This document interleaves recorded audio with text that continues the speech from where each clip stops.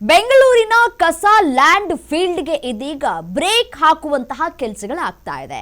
ಕಸ ಡಂಪಿಂಗ್ ಯಾರ್ಡ್ಗೆ ಇದೀಗ ನಾವು ಯಾವ ರೀತಿಯಾಗಿ ಕಸವನ್ನ ಹಾಕ್ತಾ ಇದ್ದೀವಿ, ಹೇಗೆ ಹಾಕ್ತಾ ಇದ್ದೀವಿ, ಯಾಕೆ ವಿಂಗಡಣೆಯನ್ನ ಮಾಡಲಾಗ್ತಾ ಇಲ್ಲ ಅಂತ ಹೇಳಿ ಸಾಕಷ್ಟು ಪ್ರಶ್ನೆಗಳು ಕೂಡ ಕೇಳಿದ್ದಾಯ್ತು.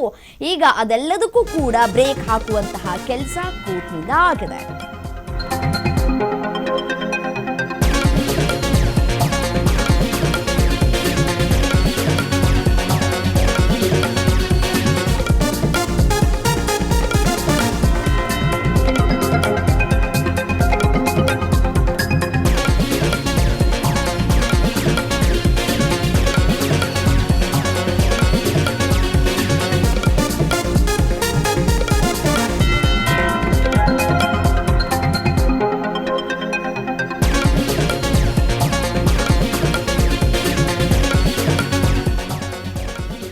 ಕಸ ಡಂಪಿಂಗ್ ಯಾರ್ಡ್ಗೆ ಕಳುಹಿಸದಂತೆ ಸುಪ್ರೀಂ ಕೋರ್ಟ್ ಆದೇಶವನ್ನ ಹೊರಡಿಸಿದೆ.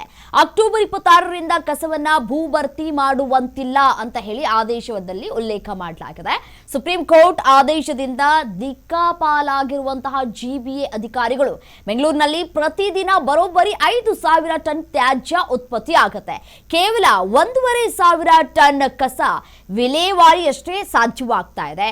ಹೊಸ ರೂಪುರೇಷೆಯನ್ನ ಇದೀಗ ಜಿಬಿಎ ಅಧಿಕಾರಿಗಳು ಸಿದ್ಧಪಡಿಸ್ತಾ ಇದ್ದಾರೆ. ನೋಡಿ, ಪ್ರತಿದಿನ ಸಂಸ್ಕರಣೆ ಆಗದೆ ಉಳಿಯುವಂತಹ ಕಸದಲ್ಲಿ ಹಸಿ ಕಸದ್ದೇ ಇಲ್ಲಿ ಸಿಂಹಪಾಲಾಗಿದೆ. ನೋಡಿ, ಸಂಸ್ಕರಣಾ ಸಾಮರ್ಥ್ಯದ ಕೊರತೆ ಕೂಡ ಇಲ್ಲಿ ಎದ್ದು ಕಾಣಿಸ್ತಾ ಇದೆ. ಜಿಬಿಎ ವ್ಯಾಪ್ತಿಯಲ್ಲಿ ಕೇವಲ 7 ಒಣ ತ್ಯಾಜ್ಯ ಸಂಸ್ಕರಣಾ ಘಟಕಗಳು ಮಾತ್ರ ಇದೆ. ಅವುಗಳ ಒಟ್ಟು ಸಾಮರ್ಥ್ಯ ಕೇವಲ 1,650 ಟನ್ ಪ್ರತಿದಿನ ಮಾಡೋದಕ್ಕೆ ಸಾಧ್ಯ ಆಗತ್ತೆ. ಸೊ ಹಾಗಾಗಿ ಇದೀಗ ಜಿಬಿಎ ಅಧಿಕಾರಿಗಳಿಗೆ ತಲೆನೋವಾಗಿ ಕೂಡ ಪರಿಣಮಿಸಿದೆ.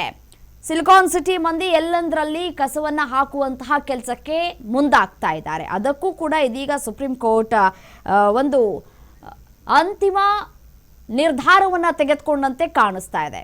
ನೋಡಿ, ಸುಪ್ರೀಂ ಕೋರ್ಟ್ ಅತ್ಯಂತ ಮಹತ್ವದ ಮತ್ತೆ ಖಡಕ್ ಆದೇಶವನ್ನ ಕೊಟ್ಟಿದೆ. ಇನ್ನು ಮುಂದೆ ಬೆಂಗಳೂರಿನ ಕಸದ ಡಂಪಿಂಗ್ ಯಾರ್ಡ್ ಅಥವಾ ಲ್ಯಾಂಡ್ ಫಿಲ್ಗಳಿಗೆ ಸಾಗಿಸಿ ಭೂಭರ್ತಿಯನ್ನ ಮಾಡುವಂತಿಲ್ಲ ಅಂತ ಹೇಳಿ ಸುಪ್ರೀಂ ಕೋರ್ಟ್ ಆದೇಶವನ್ನ ಹೊರಡಿಸಿದೆ. ಬರುವಂತಹ ಅಕ್ಟೋಬರ್ 26ರಿಂದಲೇ ಅನ್ವಯ ಆಗುವಂತೆ ಕಸ ಡಂಪಿಂಗ್ ಮಾಡುವುದನ್ನ ಸಂಪೂರ್ಣವಾಗಿ ಇಲ್ಲಿ ನಿಷೇಧ ಮಾಡಲಾಗಿದೆ. ಸುಪ್ರೀಂ ಕೋರ್ಟ್ ಈ ದಿಢೀರ್ ಆದೇಶದಿಂದಾಗಿ ಜಿಬಿಎ ಅಧಿಕಾರಿಗಳು ಸದ್ಯ ಏನು ಮಾಡೋದು, ಇದಕ್ಕೆ ಪರ್ಯಾಯ ವ್ಯವಸ್ಥೆ ಯಾವ ರೀತಿಯಾಗಿ ಮಾಡೋದು ಅನ್ನುವಂತಹ ಕನ್ಫ್ಯೂಷನ್ನಲ್ಲೂ ಇದೆ. ಒಂದು ಕಡೆ ದಿಕ್ಕಾಪಾಲಾಗೋಗ್ಬಿಟ್ಟಿದೆ. ಬೆಂಗಳೂರಿನಲ್ಲಿ ನೋಡಿ, ಪ್ರತಿದಿನ ಬರೋಬ್ಬರಿ 5,000 ಟನ್ ತ್ಯಾಜ್ಯ ಉತ್ಪತ್ತಿ ಆಗ್ತಾ ಇದೆ. ನಗರದ ಒಳಭಾಗದಲ್ಲಿ ಬಯೋಗ್ಯಾಸ್ ಮತ್ತೆ ಮರುಬಳಕೆ ಹಾಗೂ ವಿದ್ಯುತ್ ಉತ್ಪಾದನೆ ಸೇರಿದಂತೆ ಕೇವಲ 1,500 ಟನ್ ಕಸ ವಿಲೇವಾರಿ ಮಾತ್ರ ಮಾಡೋದಕ್ಕೆ ಸಾಧ್ಯ ಆಗ್ತಾ ಇದೆ. ಇನ್ನುಳಿದ ಕಸದ ಪರಿಸ್ಥಿತಿ ಏನು? 3,500 ಕಸದ ಟನ್ ಎಲ್ಲಿಗೆ ಹಾಕಬೇಕು ಅನ್ನೋದೇ ಸದ್ಯಕ್ಕೆ ಇರುವಂತಹ ತಲೆನೋವು. ಅಧಿಕಾರಿಗಳು ಏನು ಮಾಡಬೇಕು ಹಾಗಾದ್ರೆ? ಸುಪ್ರೀಂ ಕೋರ್ಟ್ ಆದೇಶದ ಬೆನ್ನಲ್ಲೇ ಇದೀಗ ಜಿಬಿಎ ಅಧಿಕಾರಿಗಳು ಎಚ್ಚೆತ್ತುಕೊಂಡಿದ್ದಾರೆ. ತ್ಯಾಜ್ಯ ವಿಲೇವಾರಿ ಮಾಡೋದಕ್ಕೆ ಪರ್ಯಾಯ ಮಾರ್ಗ ಮತ್ತೆ ರೂಪುರೇಷೆಗಳನ್ನ ಸಿದ್ಧಪಡಿಸೋದಕ್ಕೆ ಮುಂದಾಗ್ತಾ ಇದ್ದಾರೆ. ಪರ್ಯಾಯ ವ್ಯವಸ್ಥೆ ಹೇಗಿರುತ್ತೆ, ಯಾವ ರೀತಿಯಾದಂತಹ ನಿರ್ಧಾರವನ್ನ ತೆಗೆದುಕೊಳ್ತಾರೆ ಜಿಬಿಎನವರು ಸದ್ಯಕ್ಕಿರುವಂತಹ ಪ್ರಶ್ನೆ. ನೋಡಿ, ಸುಮಾರು 1,100 ಟನ್ ಲೋ ವ್ಯಾಲ್ಯೂ ಪ್ಲಾಸ್ಟಿಕ್ ಮತ್ತೆ ಮರುಬಳಕೆ ಮಾಡೋದಕ್ಕೆ ಸಾಧ್ಯವಾಗದಂತಹ ಒಣ ಕಸವನ್ನ ಮರುಬಳಕೆ ಅಂತ ನಾವೇನು ಹೇಳ್ತೀವಿ, ಅಂದರೆ ಮರುಬಳಕೆ ನಾವೇನು ಹೇಳ್ತೀವಿ ಅದನ್ನು ಮಾಡದೇ ಇರುವಂತಹ ಕಸವೂ ಕೂಡ ಇರುತ್ತೆ. ಅದನ್ನು ಈ ವಿದ್ಯುತ್ ತ್ಯಾಜ್ಯದಿಂದ ಘಟಕಗಳಿಗೆ ಸುಡೋದಕ್ಕೂ ಕೂಡ ಕಳಿಸಲಾಗುತ್ತೆ. ಸೊ ಈಗ ನಗರದಲ್ಲಿ 6,000 ಟನ್ ನಿರ್ಮಾಣ ಮತ್ತು ಉರುಳುವಿಸುವಿಕೆ ಅಂತಲೂ ಕೂಡ ನಾವೇನು ಹೇಳ್ತೀವಿ ಆ ತ್ಯಾಜ್ಯ ಸೃಷ್ಟಿಯಾಗ್ತಾ ಇದೆ. ಕೇವಲ 2,050 ಟನ್ ಮಾತ್ರ ಸಂಸ್ಕಾರ ಮಾಡೋದಕ್ಕೆ ಸಾಧ್ಯ ಆಗ್ತಾ ಇದೆ. ಸೊ ಹಾಗಾಗಿ ಏನು ಮಾಡೋದು ಉಳಿದಂತಹ ಕಸವನ್ನ ಅನ್ನುವಂತಹ ಕನ್ಫ್ಯೂಷನ್ನಲ್ಲಿದ್ದಾರೆ.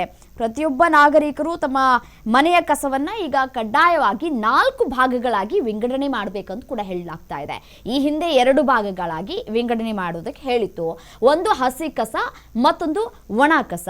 ಈಗ 4 ವಿಭಾಗಗಳಾಗಿ ವಿಂಗಡಣೆ ಮಾಡಿ ಅಂತ ಹೇಳ್ತಾ ಇದೆ. ಜನ ಇದನ್ನ ಫಾಲೋ ಮಾಡ್ತಾರಾ?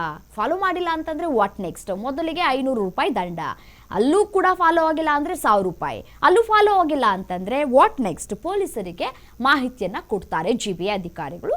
ಆಗ ಬಂಧನ ಆಗುವ ಸಾಧ್ಯತೆಗಳು ಕೂಡ ಇರುತ್ತೆ.